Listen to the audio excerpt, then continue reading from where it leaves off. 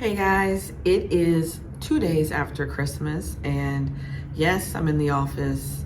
You guys know that this month of December, I decided to go into the office to try to get out of the work from home and no people interaction thing, and that went a little crazy in a good way and a challenging way.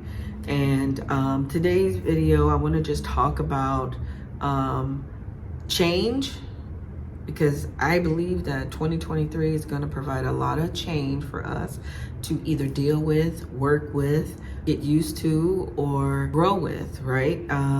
It's always a new year, a new vibe in the world, and everybody's talking about the recession word. You can either look at recession as scary, or you can look at it as where are the opportunities and what I do in the recession world, right? For me, I always look in the opportunities. One of the things that happened in this opportunity, which was the opportunity to work in an office space and help them grow, was I wasn't prepared for the amount of mental stimulation for me. I'm a people person, so I got so peoply, I lost my action and my focus. I'm just being honest. Honestly, I did.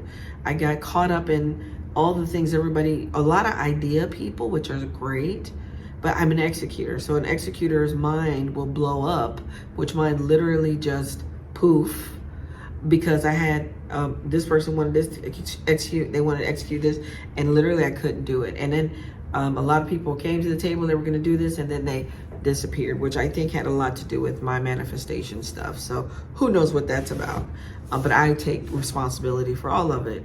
And so with that being said, is my theme for 2023. Everybody talks about the themes on Facebook, and they ask you what's your theme, or what are your goals, or what are your New Year's resolution. And I mean, as when a coach that I work with says, Monday is clean slate Monday.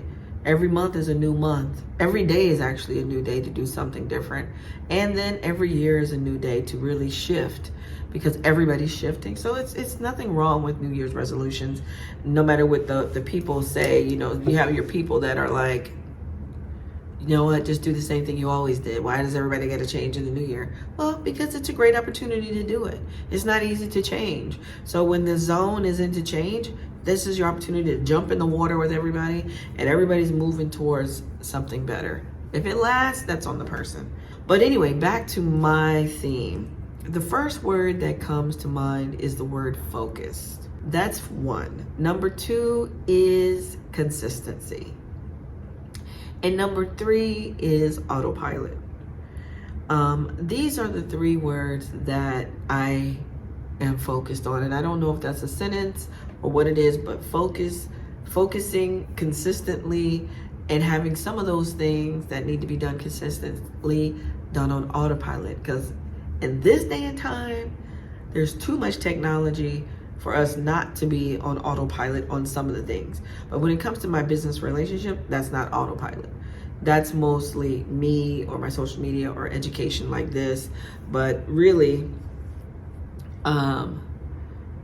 I think in December, I got so caught up. One of the things that wasn't happening was my lead generation wasn't going on. Right. By the way, I'm a little nasally because I was sick over the holiday. As you guys know, we got a cold blast like crazy this year. Not to mention my daughter was sick, so she brought it to me. Anyway, happens at Christmas because we all get around each other. But one of the things that, when you look back at the mistakes, and like you're fixing the mistakes now, I'm fixing the mistakes now, but the thing that I missed, and I think it's November and December, is while I'm working on closing new deals, maintaining the ones that I already have, there has to be this machine going that is constantly working on new business, whether that's content generation that's pulling new people in, or offering things that people want to do by themselves. Like, I don't have to be the person that does the branding. There's a lot of branding that you can do it yourself if you knew the roadmap to doing it. And so I know for years, talking years, people have asked me to do courses, and I've done a book, but I didn't publish it. People bought it, I still didn't send it. I got to do that next year. So you know, I think there may be a little bit of imposter syndrome going on when it came to the beginning of this year and the book release and all that stuff. And now I'm good with it all. I've seen the results of people working with me if they stay on the track. A lot of times people don't stay on track. They get involved, they do the work up front, and then they somehow get pulled into a lot of directions, as that happens in life because we got a lot of responsibilities. I get that. I mean, it happened to me in November, December. I got off track, and therefore I got in trouble. I didn't have new leads coming in, and therefore the business suffered somewhat in these last 2 months, including Christmas, which was super painful. So, and I'm just being honest, right? I'm not one of those people that's like, yeah, I'm a genius, I make $1 million. No, business owners make mistakes constantly.